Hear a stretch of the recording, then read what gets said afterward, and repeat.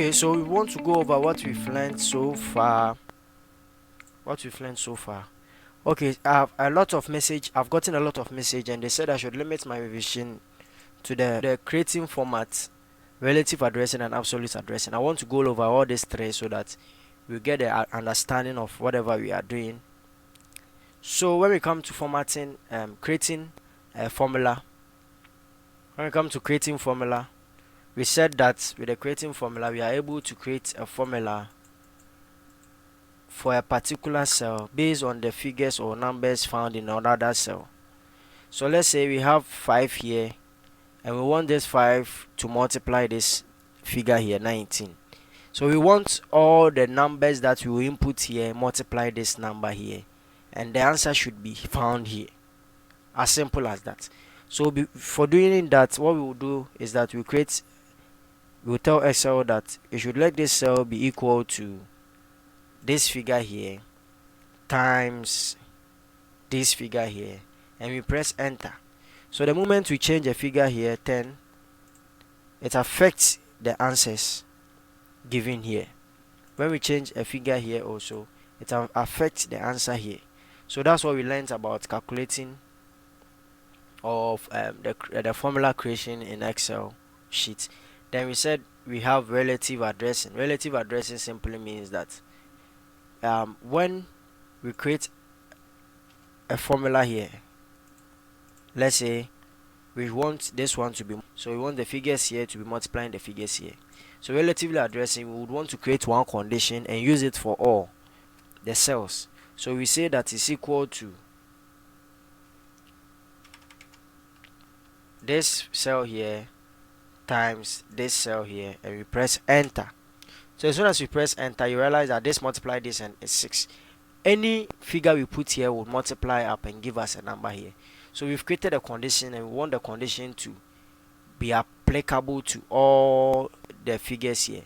So we drag it down to 16, and it does that. It applies, it's multiplying this by this, it's multiplying this by this, and giving us this. It's multiplying this by this. So that is relatively condition. Any figure we change here will affect the answers here.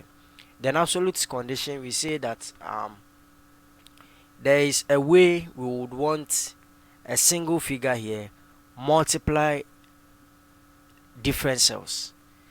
So we want a single figure here to multiply different cells horizontally, okay? And we say that when we create a formula for this and this, and the answer gives us 8, and we autofill to this place, the answers we are going to get will not be favorable. So because of that, we want to lock this cell up. We will lock this cell and tell Excel that it should multiply all these numbers here by this cell so that the answer will be here. So what we do is that we will put, when we place the formula here, we will put a $sign at the column reference. That's where we will put the $sign. So someone asks that, okay, what if the $sign is placed before the 4, or it comes after the H? If it comes after the H, it means that it's going to be applicable vertically like this, but not horizontally. Okay, good. So we created a figure here,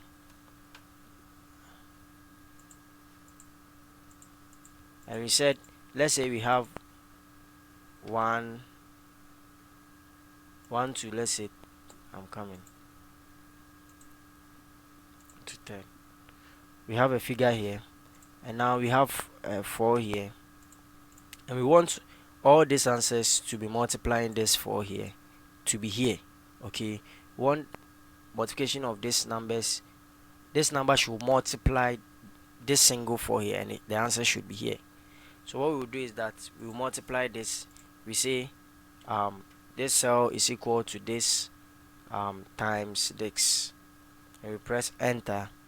When we press enter, when we auto adjust it, it's going to give us 0 because it assumes that there is no figure here, and that figure is 0.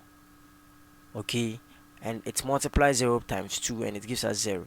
But we don't want that situation. We want this cell, we want the whole of these cells to multiply the single number here, so that the answer will be here. So because we would want to do that, we will lock it. Okay, we will create a lock. It's P, so we will create a lock at the dollar sign at the row column, because it's in the row column.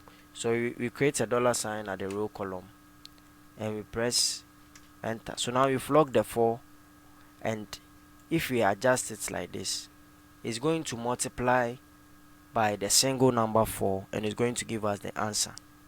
And that is what we learned so far. Thank you for watching, and stay tuned to our next section. If you don't understand anything, go over the previous lessons that we've learned and you can ask your question from there. Thank you.